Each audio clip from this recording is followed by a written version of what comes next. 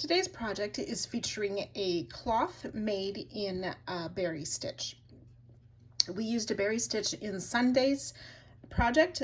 This berry stitch is constructed a little bit differently than that one, but gives the same effect with these raised sort of baubles or bumps on top of or on the right side of our work.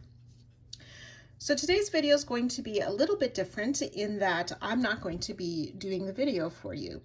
This pattern is created by Carolyn of the Purple Poncho, and she does a lovely job of making her own videos. So I'm going to direct you over to her channel, and I'll have the links pictured here as well as in the description for you to find that easily.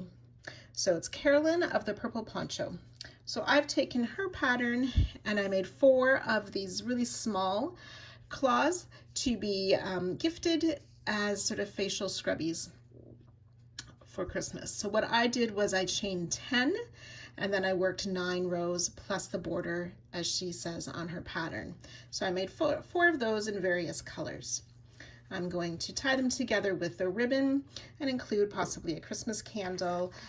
I also have a Christmas packaging of a soothing sheet mask. I'm going to wrap that all up together for a nice little gift.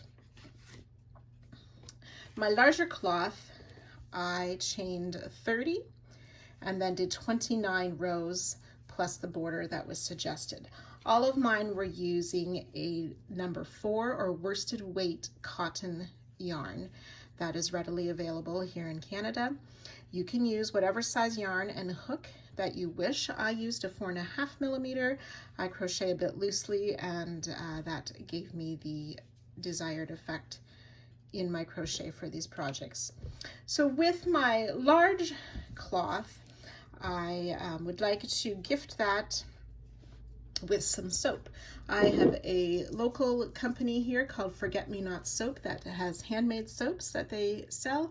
This one's in peppermint and cypress, which to me are 2 sort of Christmassy or holiday scented soaps.